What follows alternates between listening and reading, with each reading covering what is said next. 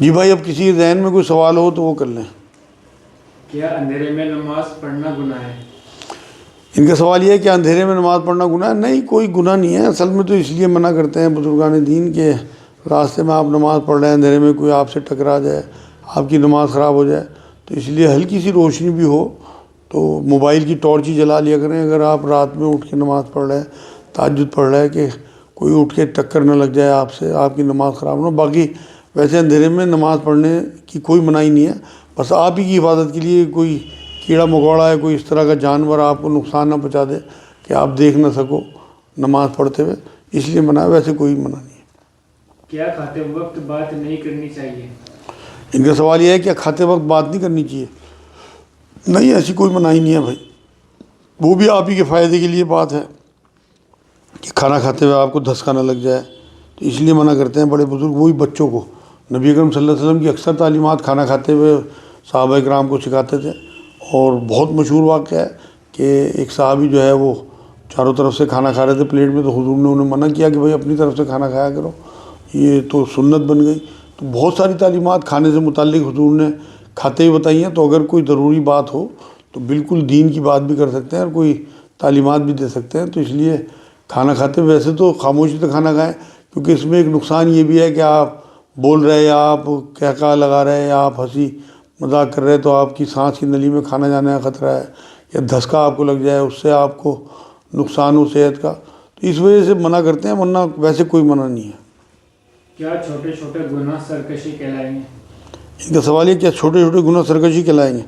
بھائی اگر آپ جان بوجھ کے گناہ کر رہے ہیں تو یہ تو سرکشی ہی ہے۔ اصل تو بات یہ ہے، جن چیزوں کو اللہ رب العزت نے منع کر دیا تو آپ کو ان سے بچنا چاہیے۔ کوئی گناہ ہو جائے تو توبہ کر لیں، سرکشی تو نہیں کہلائے گی، خیر یہ خطائیں کہلائیں گی۔ تو کیونکہ انسان ہے، اللہ نے خطا اس میں رکھی اور گناہ کا مادہ بھی اس میں ہے، اور توبہ ساتھ میں اللہ رب العزت نے دے دی، تو یہ سرکشی نہیں میرے نزدیک، بلکہ خطا ہے۔ لیکن بچنا چاہیے چھوٹے چھوٹے گناہوں سے بھی، کیونکہ پھر یہ چھوٹے چھوٹے گناہ مل کے بھی بڑی نافرمانی بن جاتی ہیں۔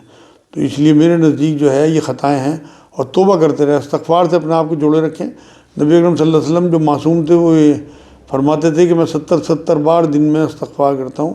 تو پھر ہماری تو اوقات ہی کیا، تو ہم تو ہر وقت گناہ گار ہیں چلتے پھرتے۔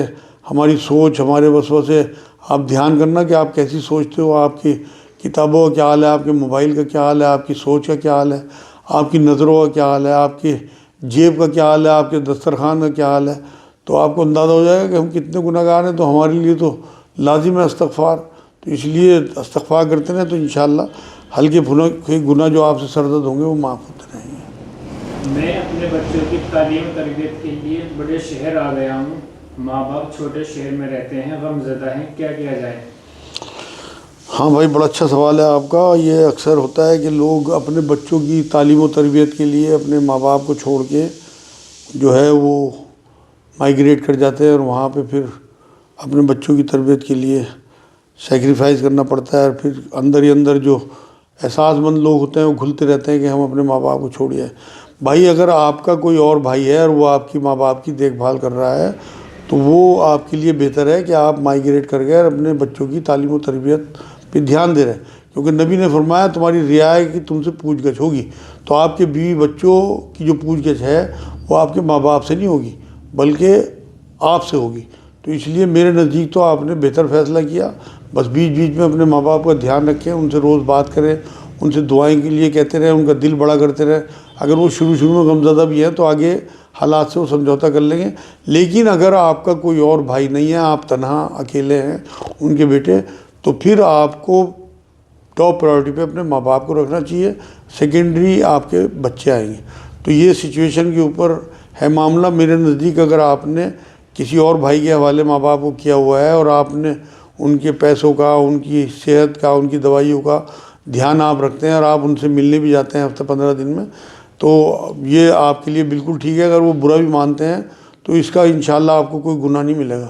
تو وہ کیونکہ ان کے پاس دوسرا بچہ ہے اور آپ کو اپنے بچوں کی تعلیم و تربیت بھی دیکھنی ہے، جو ان کے لیے اگلی جو آخرت ہے یا دنیا کی زندگی ہے وہ ضروری ہے۔ تو اس لیے آپ گلٹ نہ کریں اور اللہ سے دعا کرتے ہیں کہ میرے ماں باپ کو بھی میرے سر پہ رکھے اور میرے بچوں کی بھی تعلیم و تربیت جاری ساری رہے، انہیں بلا کے اپنے پاس رکھ لیا کریں، خود جایا کریں، بچوں کو بھیج دیا کریں چھٹیوں میں، یہ آپ خود مینیج کر لیں گے۔ آپ کے جذبات سے مجھے لگ رہا ہے آپ جذباتی آدمی ہیں اور ماں باپ کو لے کے سیریس ہیں، تو یہ آپ کے لیے خوش نصیبی کی بات ہے بھائی، تو اس لیے گلٹ نہیں کرنا بلکہ عمل کرنا ہے۔ اگر عورت شوہر کی دی ہوئی طلاق کو نہ مانے تو کیا حکم ہوگا؟ بڑا اچھا سوال ہے۔ ان کا سوال یہ ہے کہ اگر عورت شوہر کی دی ہوئی طلاق کو نہ مانے تو شریعت کا کیا حکم ہے؟ بھائی کوئی کیا شریعت کو اگر کوئی نہیں مانتا تو ایمان سے فارغ ہے، وہ نہ مانے۔ جو اللہ اس کے رسول نے طلاق قرآن و حدیث کے حساب سے ہمیں دے دی، طلاق کا جو معاملہ بتا دیا گیا شریعت میں، اگر اسے کوئی نہیں مانتا تو اس کا تو جو علاج ہے وہ آخرت میں دوزخ ہے۔ اگر کوئی مرد اس کا غلط استعمال کرتا ہے وہ بھی پھنسے گا، اور کوئی عورت اگر اسے نہ مانے تو وہ بھی پھنسے گی، دونوں جواب دیں ہوں گے اللہ کو، کیونکہ شریعت کا جو معاملہ ہے وہ بڑا سخت ہے، اور جو شریعت پہ چلیں گے ان کے لیے اللہ نے جنت تیار کی ہوئی ہے۔ اس کی آج قرآن کے درس میں بہت ساری چیزیں جنت کی بیان ہوئی ہیں، اسی طرح اللہ رب العزت نے دوزخ بھی تیار کر رکھی ان لوگوں کے لیے جو اللہ کی شریعت کوئی مذاق اڑائیں گے یا اسے ماننے سے انکار کر دیں گے۔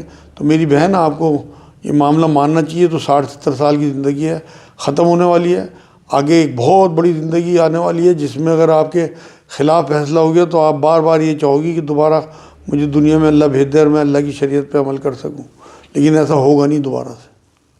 بچوں کو لالچ دے کر مسجد بلانا ٹھیک ہے؟ ان کا سوال یہ ہے بچوں کو لالچ دے کے مسجد بلانا ٹھیک ہے؟ ہاں کوئی حرج بھی نہیں ہے اس میں، مگر زیادہ اچھا یہ ہے کہ ترغیب دلا کے انہیں جنت دوزخ، اللہ سے محبت، رسول اللہ سے محبت اور صحابیات یا صحابہ کے قصے سنا کے انہیں اللہ کی محبت میں بلائیں تو زیادہ اچھا ہے۔ بلکہ لالچ پیسوں کا یا چاکلیٹ وغیرہ کا نہ ہو، بلکہ اس طرح کے کمپٹیشن رکھیں مسجد میں کہ کوئی الحمد و شریف ایک دن میں یاد کر کے مجھے سنائے گا امام صاحب کو تو اسے جو ہے تمغہ ملے گا کوئی، یا کوئی چاکلیٹ یا کوئی اس طرح کا انعام جو ہے اس کے لیے قرآن شریف یا کوئی سپارہ یا کوئی مطلب کوئی ایسی چیز جو بچے اٹریکٹ ہوں، یا کوئی ٹوائے بھی ہو، کھلونا بھی ہو، تو اس میں بھی کوئی حرج نہیں ہے۔ لیکن یہ وہ کمپٹیشن والا لالچ ہوگا، نہ کہ کوئی پیسے دینے والا۔ میرے نزدیک یہ والا زیادہ اچھا ہے کہ آپ ان کے لیے کوئی ایسا انتظام کریں کہ بچوں میں دین سیکھنے کی ہوڑ لگے اور انعام جیتنے کی ہوڑ لگے۔ کیا ریل بناتے ہوئے یا اسٹنٹ کرتے ہوئے مرنے والا شہید ہے؟ ہاں یہ سوال پہلے بھی آ چکا کہ ریل بناتے ہوئے اسٹنٹ کرتے ہوئے اگر کوئی مر جائے تو کیا وہ شہید کہلائے گا؟ شہید نہیں کہلائے گا بھائی، دوزخی کہلائے گا، کیونکہ جو آدمی اپنی جان کی پرواہ نہیں کر رہا تو وہ اللہ کی قرآن کی آیت کہ اپنی جانوں کو ہلاکت میں نہ ڈالو اس کی مخالفت کر رہا، اور جو قرآن کی مخالفت کرے گا تو وہ کوئی شہید تھوڑی ہوگا، وہ تو گناہ گار ہوگا۔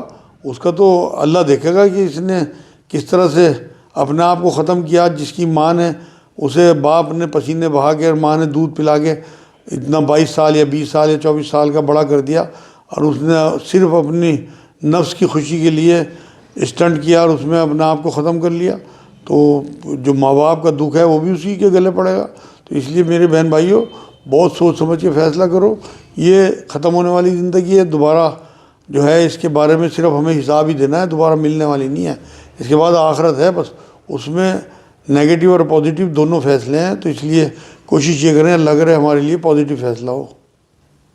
کیا قہقہ لگانے سے وضو ٹوٹ جاتا ہے؟ ان کا سوال یہ کیا قہقہ لگانے سے وضو ٹوٹ جاتا ہے؟ نہیں بھائی، وضو ٹوٹنے کی علامات جو ہیں وہ حدیثوں میں آ چکی، وہ جسم سے کوئی چیز خارج ہوگی تب وضو ٹوٹے گا۔ جو سبیلین کہلاتے ہیں نا، جو دو راستے ہیں، پیشاب گاہیں جو کہلاتی ہیں، مطلب وہ شائستہ زبان میں سبیلین کہلاتے ہیں، ان سے کوئی چیز خارج اگر ہوگی تب وضو ٹوٹے گا، ورنہ ان چیزوں سے کوئی وضو نہیں ٹوٹتا۔ وما علینا الا البلاغ۔ السلام علیکم ورحمۃ اللہ وبرکاتہ۔